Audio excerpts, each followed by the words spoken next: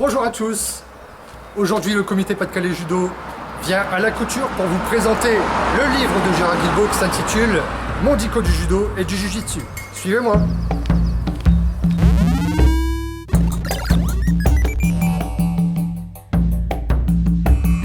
Bonjour Gérard et merci de nous recevoir dans ton beau dojo, ici à la couture dans le Pas-de-Calais. Bonjour, bonjour.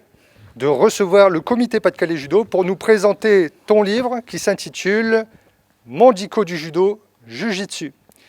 Alors, pour nous présenter ta pépite, on a mis en place ce petit studio, donc on a nos 1 mètre de distanciation pour passer une interview confortable. On va pouvoir enlever les masques et ainsi tu pourras répondre à nos questions.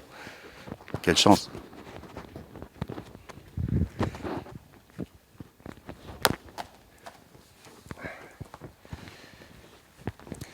Donc voilà, une nouvelle richesse du judo Pas-de-Calais, hein, le Pas-de-Calais rempli de surprises. Cette fois-ci, c'est Monsieur Guilbeault qui nous présente donc son nouvel ouvrage, un ouvrage attendu de tous les judokas, de l'Hexagone et des territoires même, hein, d'outre-mer.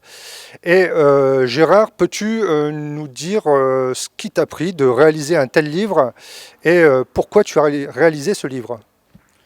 Alors tout d'abord, ça fait très longtemps en fait que je réalise des fiches techniques. Depuis que je suis professeur de judo, vers l'âge de 19 ans, je réalise des fiches pour améliorer les techniques, que j'améliore au fur et à mesure de mes stages au Japon, de mes stages tout court.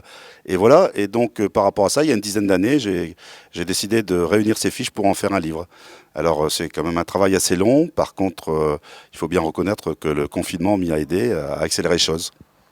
Oui, parce que c'est vrai que te lancer sur un tel ouvrage alors que tu es très occupé, hein, déjà pour le judo, ça a dû être compliqué au niveau de l'organisation. Comment ça s'est passé ? Un petit peu à la fois. À chaque fois que j'approfondissais une technique, j'essayais de vérifier ma fiche si tout était bon. Et puis un petit peu à la fois, les photos aussi. Il a fallu passer beaucoup de temps pour les photos. Hein. Mon épouse m'a bien aidé là-dessus. Et donc, Petit clin d'œil à Mélinda. Voilà. Et au bout du compte, on a relié tout ça, apporté les dernières corrections. Puis voilà, c'est parti. Alors, tu es 6e dan. Tu as exercé des postes qui te permettent aussi hein, de la réalisation de cet ouvrage et d'une façon très efficace. Donc parle-nous un petit peu de ton parcours pour qu'on comprenne justement cette crédibilité d'avoir créé un tel ouvrage. Alors j'ai commencé le judo à 14 ans, j'ai commencé à enseigner à 19 ans. J'ai passé mes diplômes un petit peu à la fois et puis j'ai ouvert des clubs. Premier à la Bassée, le deuxième au Wascal et puis après il y a eu la couture. Et donc un jour j'ai eu l'idée d'associer mes clubs pour être plus fort, pour faire des équipes plus fortes.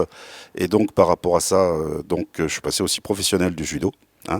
Et donc c'est ainsi que j'ai créé donc l'ACAMA, qui est un club qui regroupe à peu près 1000 à 1200 licenciés suivant les années, avant Covid bien sûr. Et puis aussi j'ai toujours eu des actions au niveau du département, de la région, en tant que responsable sportif ou même en tant que président. Pendant 10 ans j'étais président du comité départemental du Pas-de-Calais. Et donc voilà, et puis après j'ai pris une petite retraite, et puis là avec ce livre, ça m'a redonné un petit peu de travail. Comme on le précisait, hein, donc c'est vrai que tu avais l'expérience pour écrire un tel ouvrage. Donc comment est-ce que tu t'es organisé sur la présentation des techniques ?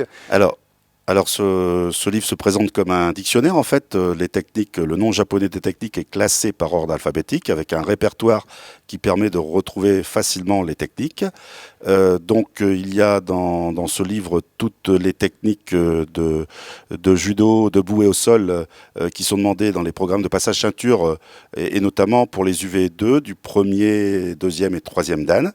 Il y a aussi toutes les techniques de jiu-jitsu, que ce soit atemi ou projection par luxation. Et enfin, il y a des techniques anciennes, des techniques oubliées ou des techniques plus anciennes ou plus utilisées, plus autorisées aussi parfois. Hein. Plus autorisées, mais quand même exigées lors des passages à Ah non, même pas. Il y a des fois, il y a des techniques qui sont même pas demandées dans les passages ceinture, mais que j'ai mis quand même parce qu'elles ont un intérêt historique en fait. D'accord. Alors je vous l'avais dit, ce livre est une véritable pépite. Merci Gérard, encore une fois, et félicitations pour ton œuvre. Je te transmets également les félicitations du comité Pas-de-Calais. Un grand bravo à toi. Et je profite aussi de faire un petit clin d'œil à David du blog C'est quoi ton Kim. David qui devrait te recevoir prochainement aussi pour un entretien, hein, pour nous présenter ton livre de façon numérique cette fois-ci. Et je sais très bien qu'il partagera aussi cette vidéo sur le blog C'est quoi ton Kim. Alors pour clôturer ce petit entretien, peut-être tout simplement nous expliquer comment les judokas doivent faire pour commander et recevoir ton livre. Bah, tout simplement sur mon site, en allant sur mon site akamajudo.fr, ou bien par mail, par mon adresse mail, gérardguilbeault62 @gmail.com, et bien sûr je ne manquerai pas de leur faire parvenir un bon de commande. Voilà. Et merci à vous, merci au comité, hein, merci à David, merci. Alors bravo encore une fois Gérard, et puis donc rendez-vous à tous les judokas de l'Hexagone intéressés pour ce chef-d'œuvre pour la préparation de vos UV techniques, un livre très attendu de tous. Donc merci Gérard vraiment d'avoir fait ça, on est très très très fiers dans le Pas-de-Calais d'avoir appris ça, et puis on te souhaite une réussite et puis pourquoi pas d'autres ouvrages dans les années à venir. Merci Gérard. Merci beaucoup Nico. Ciao ciao.